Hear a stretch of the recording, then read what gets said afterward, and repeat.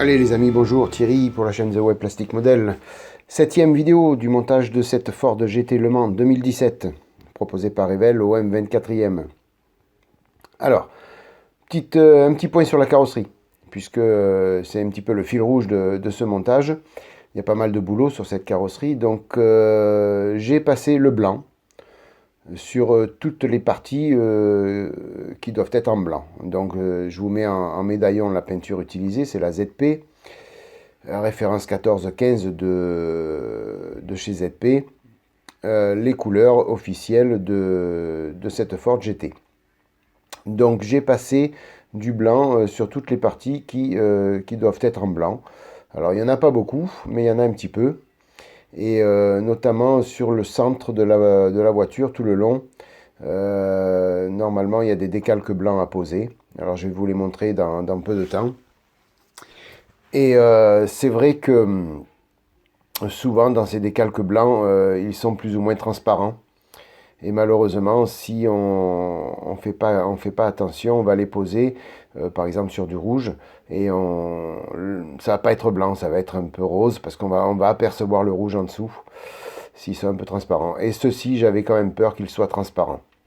Donc j'ai pris l'option quand même de passer du blanc de partout où il y avait les décalques à mettre. Et je viendrai masquer le blanc pour pas qu'on le voie. Et ça fera toujours plus joli et mieux que les décalques, quoi qu'il arrive. Allez, on passe aux choses sérieuses et puis au but de cette vidéo, donc les étapes de la notice. Donc la partie avant, le train avant et puis je pense des bouches d'air, d'aération, de ventilation que l'on doit poser là sur l'avant. Voilà, donc ils viennent à cet endroit-là. Alors que je vais peindre en noir. Et puis après, je vais passer du carbone parce que c'est une partie... La notice nous demande de le peindre en noir brillant et puis en fer métallique. Donc c'est souvent pour imiter le carbone. Alors j'ai décidé de mettre du décalque carbone dessus. Ça va être une partie qui va se voir quand même, qui va être vraiment côté carrosserie.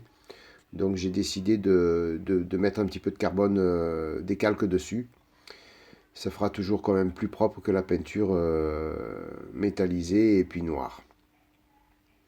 Donc c'est une pièce, après tout le reste ne va pas se voir. Donc je vais la peindre complètement en noir, c'est pour ça que je la colle, définitivement. Pas la peine de la peindre en deux parties et puis après de coller. Au moins la colle elle prend bien sur directement le plastique.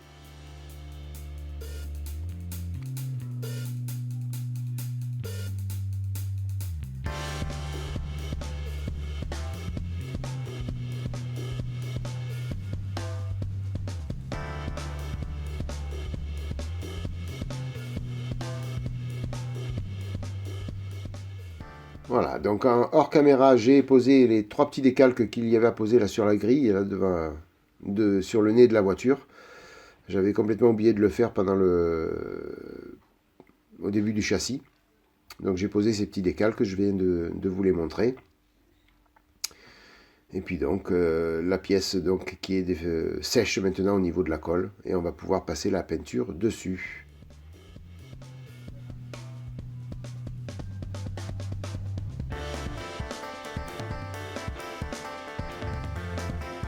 Voilà, on prépare tout ça pour la mise en peinture.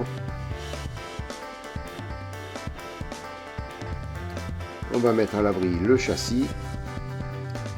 Alors, phase de peinture, j'ai fait ça hors caméra, hein, je ne vous ai pas montré de mise en peinture. A noter quand même qu'on obtient un noir satiné magnifique, hein, c'est le X18.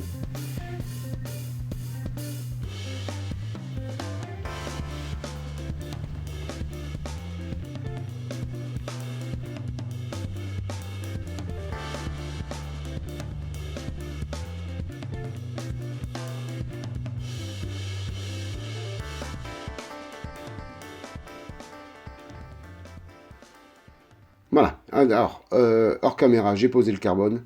J'ai fait ça dans mon coin. Voilà, alors, c'est pas joli sur les côtés. mais ça va être caché par la carrosserie, hein. Seul le milieu va être vu de l'extérieur. Donc c'est pour ça qu'après, j'ai pas porté beaucoup d'applications sur les côtés. Voilà, je vous montre ce qui va être vu euh, une fois la carrosserie montée dessus. Donc il n'y a pas grand chose, hein. Vous voyez, il y a juste cette partie-là. Voilà, donc c'est pour ça qu'après sur les côtés, si vous jamais vous le faites, vous en foutez des côtés, hein, c'est pas grave, hein. Voilà, donc il va falloir vernir maintenant toute cette partie carbone. Et après, au milieu, peindre la partie gris en anthracite mat.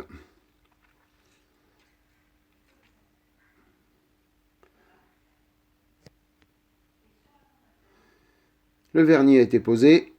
Et maintenant, il va rester juste l'anthracite mat à mettre sur la grille. Alors, au niveau du vernis, j'ai utilisé le X22 de chez Tamiya. Et j'ai peint tout le reste des pièces en noir brillant, comme le demande la notice. Voilà, les triangles de roue.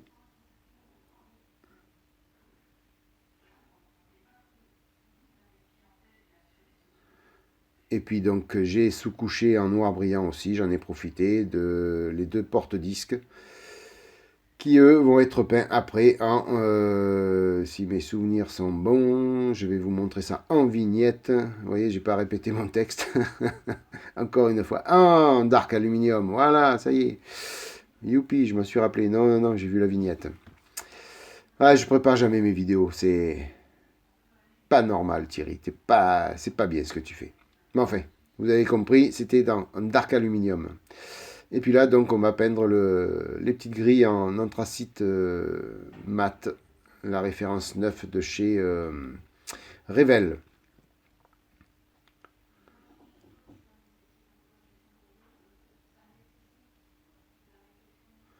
Alors, ces petits pots Revell sont bien pour passer au pinceau. Par contre, il faut énormément les remuer. Parce que surtout quand on a des produits mat comme ça, sinon ça ressort brillant, il y a trop de diluant sur le dessus et c'est pas bon, ça ressort mat. Là, il va falloir que de nouveau je le remue parce que toute la peinture est au fond encore.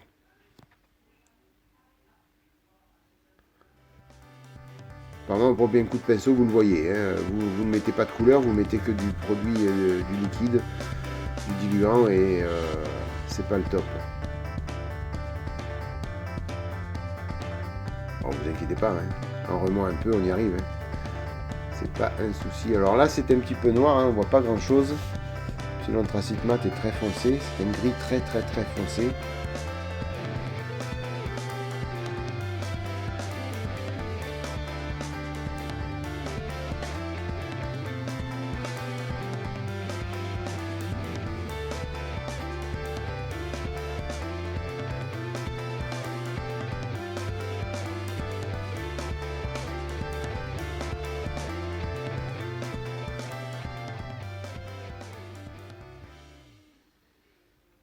Voilà, donc là ça brille encore puisque la peinture est fraîche, hein, rassurez-vous, mais ça va se matifier après dans le temps. C'est surtout de les peintures énamel, donc automatiquement ça brille toujours un petit peu plus quand on vient de passer la peinture. Alors, hors caméra, et ça je vous avais pas présenté ça parce que j'avais complètement oublié de les dégrapper, c'est les disques de frein. Alors j'ai tout fait hors caméra, hein, c'est tout ou en aluminium, ou de l'argent, ou après sur le centre, j'ai passé du gunmetal, pigment gunmetal. Sinon, il n'y a rien de spécial dessus. J'ai pas posé les décalques comme le demande la notice. Tout simplement parce que comme j'ai sous-couché en noir, on voit bien le noir dans les petites rayures du disque, donc c'était pas la peine. Après, donc, au dégrappage, j'avais cassé la petite patte, le petit pipion là qui a sur c'est le même que celui-ci que je vous montre. Là, voilà, je l'avais cassé. J'ai remplacé ça avec un morceau de grappe. J'ai recollé ça pour que après on puisse avoir quelque chose de droit, parce que sinon il aurait été tout de travers dans son logement. Alors est-ce que c'était cassé d'origine ou est-ce que c'est moi qui l'ai fait en dégrappant? Je sais pas. Aucune idée.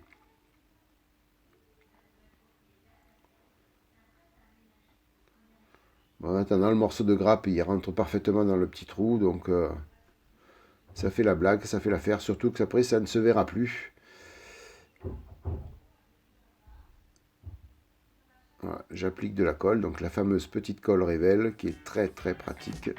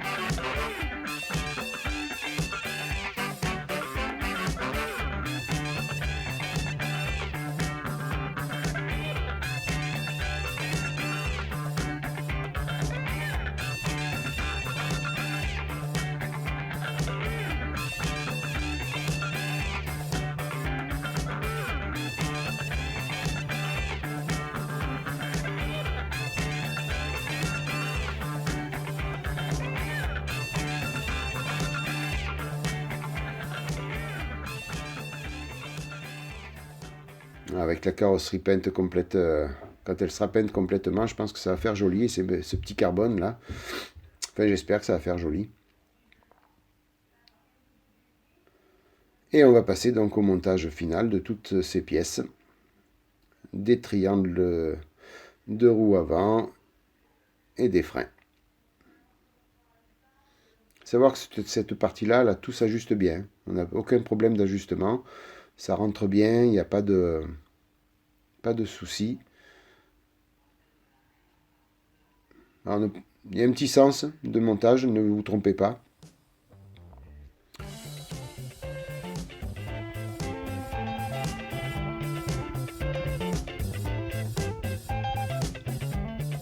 Alors moi, si vous vous trompez de sens, vous le voyez parce que l'axe après du triangle, il ne sera plus dans l'axe de la roue. Donc on voit vite si on est bien ou pas. Hein.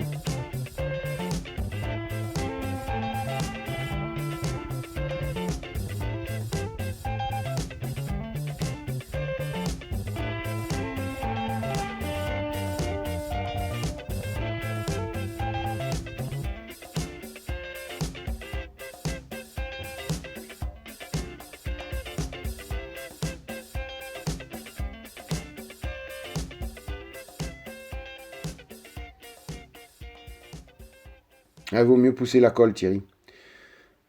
On connaît les boulettes.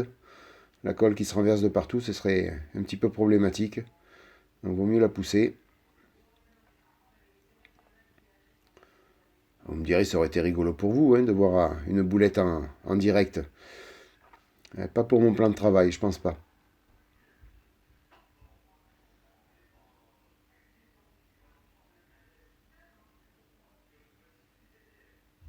Alors j'ai posé tous les triangles et après je viendrai mettre les porte-disques. Vous pouvez le faire après, c'est pas un problème, ça, il se monte très facilement.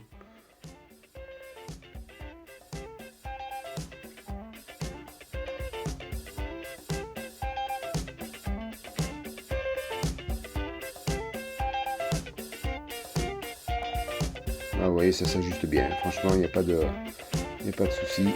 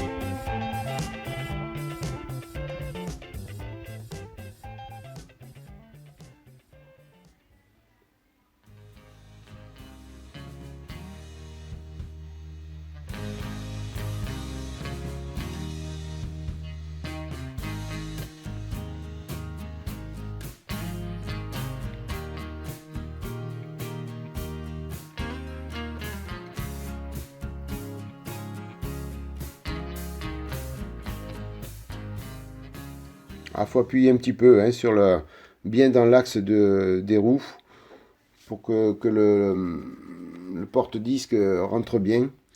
Mais voilà, faut faire attention surtout de ne pas trop le mettre haut ni trop bas, sinon vous désaxez tout.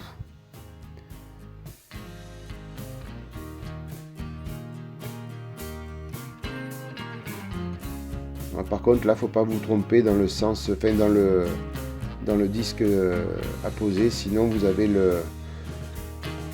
l'étrier du disque qui va être sur le haut alors qu'il faut qu'il soit en bas. Enfin, l'étrier, le porte-plaquette. Enfin, je sais pas si ça s'appelle comme ça en fin de compte. Ouais, je pense, ouais. L'étrier de frein, ouais. Je sais pas. Encore une fois, moi et la technique, ça fait 6.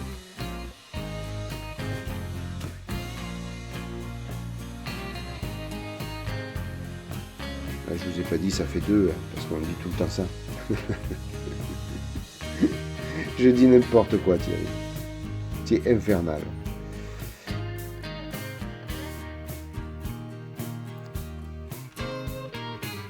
Très pratique à monter ces freins. Vraiment.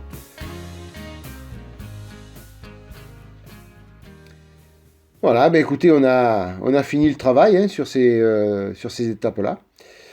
Il suffit d'appuyer un petit peu pour que tout sèche. Donc, je vais vous laisser avec un petit slideshow sur la fin. Et puis, je vous remercie d'être passé par là. C'est sympa d'avoir visionné cette vidéo. Si elle vous a plu, n'hésitez pas, en haut à gauche, un petit pouce bleu. N'hésitez pas à passer sur ma page Tipeee pour faire un petit don si vous en avez envie. N'hésitez pas à vous abonner. Donc la page Tipeee, c'est en bas à gauche de l'écran. Et pour vous abonner, c'est en bas à droite de l'écran. Voilà les amis, je vous souhaite plein de bonnes choses. Merci 1000 fois de votre fidélité. Et puis je vous dis à bientôt pour la suite de la Ford GT Le Mans. Ciao, ciao, à plus.